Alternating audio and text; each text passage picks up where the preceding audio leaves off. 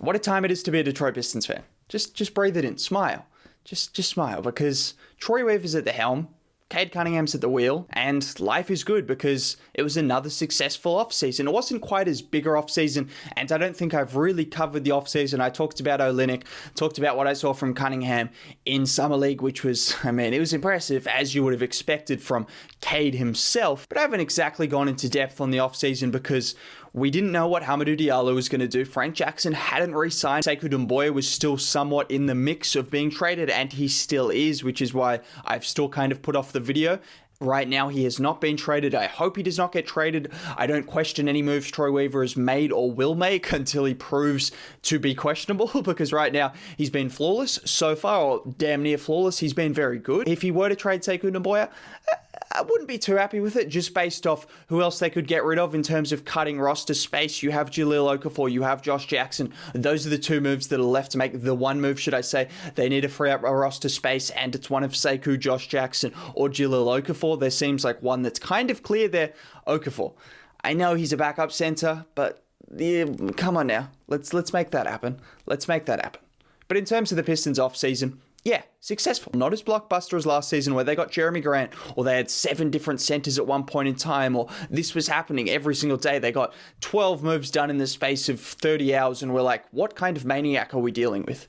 What kind of maniac are we dealing with? Troy Weaver just overhauled the entire roster in the space of 20 hours, and we're like, well, that's something, and it turned out to be, yeah, very nice, very nice. But I want to talk about the offseason, I want to talk about Summer League expectations, all of that. Let's just talk about the Pistons. Let's just talk about the Pistons. Just drop a like on the video if you want. That would be nice, though.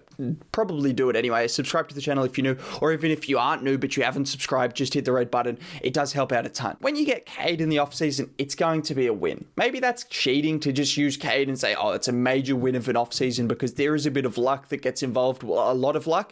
Although the tanking was expert, there was some definite expert tanking towards the end of the season. So you can't put it all down to luck, but there was a lot of luck in that. Cade Cunningham, we'll talk about him in a little bit. The other draft picks, Isaiah Livers, we didn't get to see in Summer League. I know a lot of people seem quite high on him, Michigan fans, Detroit fans. I'm excited to see what he can be. 3-and-D wing, I imagine. He was supposed to go a little bit higher if he didn't get injured from what I've heard. I'm excited to see. And then the big man himself, who's been quite a talking point, Luka Garza, the Garzilla, who just put up some numbers in Summer League, which isn't a surprise. We shouldn't be surprised he's putting up numbers in Summer League. He hasn't really been tested yet. I just temper the expectations. I've been happy with what I've seen. Also, let me make it clear, I haven't watched every Summer League game. I did not watch every Summer League game. So when Spencer Littleson was running out there as the number one shot taker, or when Saben Lee was the only guy on the floor that was recognizable as a starter, I wasn't watching. I just put my hands up. I wasn't watching. Yes, fake Pistons fan. Oh, if Cade's not playing, I'm not watching. Yeah, well, call me what you want, but I wasn't watching. So I didn't see all of Garzilla's performances, but what I did see was someone who could stretch the floor. I saw he could take a few players off the dribble, which is impressive. Whenever a big man can pump fake, get to the rim, get to the free throw line, do any of those things, that's a huge move. You see all the great big men do it. Nikola Jokic, Joel Embiid, Anthony Davis. I'm not putting him in that same category. I'm just saying it's a good move to have in your arsenal. He was hustling. He was running the floor, he was rebounding, he did all the things you would have hoped defensively. Defensively is where the question marks are at. And again, I didn't see every single minute, so I didn't see every kind of defensive play he made, but when he was on the floor, he was okay. To expect him to be much more than a below average defender, I'd say, is unrealistic. Maybe an average defender. Let's not get our hopes up. He can rebound the ball. His feet, he moved them all right. He was okay defensively. He knows he needs to improve it, which is important. He knows he needs to improve it. He slimmed down. He's done everything to improve his weaknesses, which I take a lot of promise out of the fact that he knows what his weaknesses are and he's done everything to improve. With that in mind, if he continues to continue doing that, then I'm pretty excited for what Garza can be. He could definitely be a steal. He could be a spark plug off the bench. In terms of other guys in Summer League, well, you had Cade, Killian, Saben Lee. He's going to be a good backup point guard. I like Saben Lee. He's got athleticism. He's smart. He gets to the rim. He can kick out. If his three-point shot can be consistent, that's an absolute steal. 3 years, $3 million. He already looks like someone that can play meaningful NBA minutes. And yeah, to get him at that kind of price tag, Absolutely no complaints from me. Killian Hayes was someone that was quite contentious, as he seems to always be. Yeah, his summer league wasn't that impressive. Let's not sugarcoat it. Let's not sugarcoat it. It wasn't the most impressive summer league.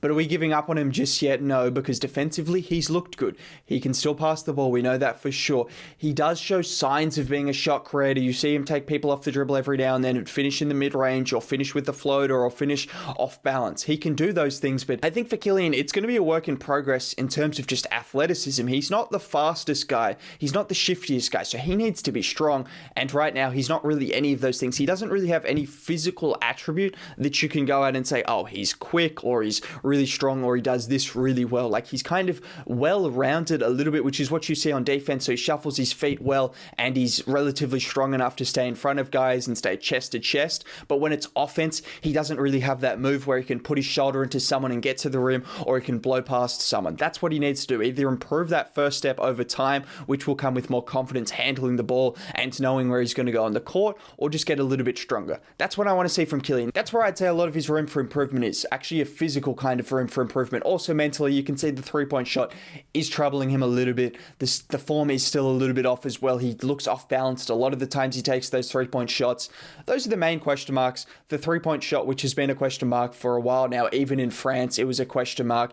His free throw shooting is great though. He shows signs from the mid-range, so you would imagine it would be an anomaly for someone to be such a good free throw shooter, to have nice touch from pretty much everywhere else on the floor and never turn out to be a good three-point shooter. That would be an anomaly. And he also showed in stretches last season, actually a stretch towards the end of the season, that he could knock down threes. So I wouldn't put it past him becoming a good three-point shooter. Maybe it won't be this year, maybe it will be. In terms of summer league, it didn't really change my opinion on Killian. He's still got a little bit of time to grow. He's still got a little bit of time to get stronger and make better decisions. But in terms of what he does well, he still showed he's a great defender for his age and he's a really good passer. Those things are fantastic. Just become a better shooter and a little bit more assertive and aggressive and confident, and all of a sudden, yeah, you've got a great player on your hands. And I think it's important that Cade Cunningham wants to build with him as well. One of the more underrated things of Cade coming to the Pistons that's been swept under the radar, because he's the best player, but he's also the best leader in the draft. You see him coming out with those quotes. It's like, yeah, I want to build with Killian. I want him to be my backcourt teammate. And then he's on the floor. He's always pushing the guys to be better. I mean, it seems a little bit cliche or a little bit cheesy, but that's the reality of Cade Cunningham. And you're getting a leader, someone who's going to help this team in so many ways more than just his on-the-court performance. And we saw that. When he wasn't shooting well, actually he shot well, but when he wasn't doing other things on offense, he was locking up on defense. He does everything that you want. It's Cade, man. He was absolutely fantastic in summer league. There's really not too much to say about what he did. He was great defensively. He was locking up when it was Jalen Green or whoever it was. He was switchable. He was versatile. He was in the passing lanes. And then offensively, he just had a stroke on him. That sounds a little bit weird, but you know what I mean. He was shooting the three ball really, really well. He showed off his playmaking. I saw some people saying, oh, but his assist to turnover ratio is still off. Okay, well, he went from Oklahoma State, where he didn't have any shooters, to now playing on a Detroit Summer League team where he was passing it out to Davidas Travitas and Spencer Littleson, and they were clanking the side of the backboard every single time they took a shot, even though it was wide open. Okay, that's why his assist to turnover ratio was bad. Or Tyler Cook, bless the man, he seems like a nice guy, but I mean, he had butterfingers in those first few games. So again, that's why his assist to turnover ratio was good, because not only were they costing him assists, but they're also costing him turnovers. If you want to know the reason as to why his assist to turnover ratio is off, that's why. I'm going to give you the reason right now. I have absolutely no question marks over Cade as a playmaker, as a defender, as a shooter. He's perfect. And he's in Detroit now. So that's the reality. You can say what you want, but he's perfect. Saddiq Bey did what Saddiq Bey does in Summer League. He's going to be fine in the NBA. We've seen it in his rookie season. He's going to go from strength to strength. He showed off some shot creation, should I say. He was taking players off the dribble a little bit more, which led to a few inefficient shots, but it's Saddiq. He's going to be fine. He's going to be a spot-up 3 and D player, and he's going to show off some more creation signs as well. So I'm absolutely not worried about anything Saddiq Bey does. He's already proven to us that he's a good NBA player, and I hope he continues to progress as well, which is something to keep an eye on. But as of right now, let's just wait to see what he does in the NBA season instead of Summer League. We don't care. And progressing from Summer League, we've talked about what we want to talk about. Sekou Doumbouya, should I say. Let me briefly mention him. He looked good defensively. I think people forget that was what his reputation might be the wrong word, but that's what he was expected to be, a good defensive player coming out of the international, wherever he was in France, should I say, coming out of France. He was expected to be a good international player. Oh my God, what am I even saying? He was expected to be a good defender. Sorry, my brain is scrambled. It's 12:38 and I just had a sleep. I don't know what I'm saying, but Sekou was good defensively. As I mentioned earlier in the video, I think it would be a little bit of a mistake to let him go because regardless of if you're high on him or not, I'm higher on him than Jahlil Okafor. I'd rather him play small ball 5. I just would. I'd rather him play small ball 5, and we've still got Isaiah Stewart and Kelly Olynyk, so we've got enough guys there. 2 isn't probably enough, but Sekou at small ball 5, Jeremy Grant at small ball 5, I'd rather it than Jahlil Okafor, if I'm being honest. I would rather that. So let's keep him around. Hope that three-point shot can come back, because that was one thing that also we should just mention. In the G League, he shot 35% from 3 on about 6 attempts a game. Yes, his first season in the G League. So to me, it seems like a confidence thing. Does it not? If he can shoot that high a clip, even in the first, 15 to 20 games as a Piston, remember he was shooting the ball at a good clip, he's got it in him. It's just not falling right now. If his three-point shot can come back to 30 to 35%, all of a sudden that opens up every other avenue. Now he can start taking players off the dribble. Now he can start doing other things. And then when he's running in transition like he has been, and then he's playing defense like he has been, that's the kind of player we want. I'm not giving up on Sekou just yet. I'm not giving up. And Summer League was pretty convincing to me. It was pretty promising. The only thing that wasn't promising was his three-point shot. Yeah, as I said before in another video, I'm pretty sure the French Donnies, they got to work on that three-point shot. Just lock him in the gym, please. Killian and Sekou, just lock him in the gym until they can knock down a three ball. Unfortunately, everything else they look good at. Just make a three-point shot, please. And then let's move on to the signings. There's not too much to talk about. Hamidou Diallo. Fantastic signing. 2 years, $10 million. I'm not actually the biggest Hamidou Diallo fan. When I say that, that doesn't mean I dislike him. I just know some people are really high on him. I'm not really high on him. I think he's at 2 years, $10 million. You take that chance every single day of the week because what he does have is elite athleticism, downhill speed. He can get to the rim. And if his three-point shot can be consistent, which is the reason why I'm not so high on him, because I feel like that three-point shooting for Detroit, it was a little bit fluky. That's all I'm going to say. I think it was a little bit fluky. But everything he else does, defensively, he's got the intensity. 2 years, $10 million. It's another Troy Weaver masterclass, should we say. We can always ship him off if we need to, but there's just no reason not to take that chance on Diallo. As long as it's not the expense of Sekou, I'm more than happy with that, and I feel like that's just a fantastic signing. He gives you energy off the bench. At the very least, he's going to give you defensive energy and just run the floor, get to the rim, just play hard.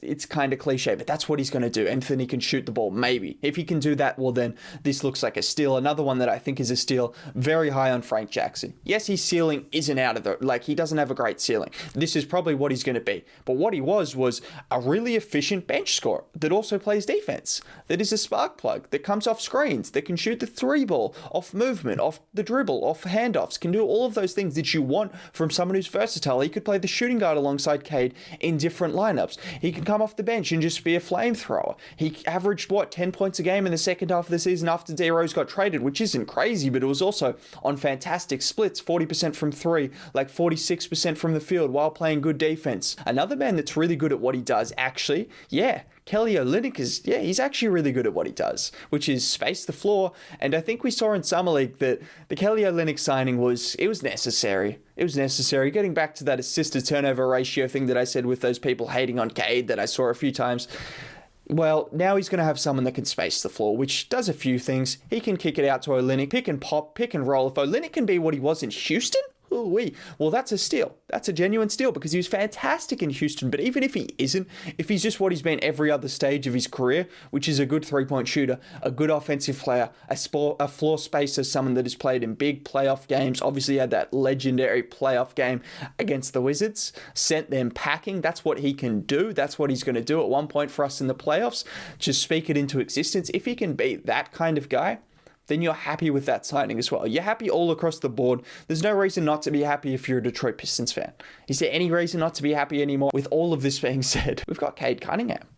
at the end of the day, it doesn't really matter. Isaiah Stewart as well, I want to see back on the floor because I know he's going to be fantastic. Saddiq Bey, Jeremy Grant, let's not forget him. He was just recently nearly an all-star level player, nearly a most improved player. At the very least, this man is an elite 3-and-D wing and showed a lot more than that. Let's not underrate his scoring. I know his efficiency kind of dipped, which people say empty stats. No, his efficiency was pretty good for most of the year, and then he started taking tougher shots. If he can refine his shot selection and not take so many tough, like mid-range shots, step back mid-range shots, and just stick to a lot of threes, taking players off the dribble, attacking the rim, getting to the free throw line, which he did really well, got to the free throw line really well, there's absolutely no reason Jeremy Grant can't be a 20-point per game scorer again. Jeremy Grant, Cade Cunningham, Killian Hayes as well. I've still got a lot of hope in. I've got a lot of hope in all of these guys. You should know that by now. I'm not giving up on any of these guys, but Cade Cunningham at the end of the day, as long as he's on our team, then it's going to be fine. It's going to be fine. Have a good day. Yeah, that video was a little bit scrambled, but my mind is scrambled, but hopefully it panned out okay.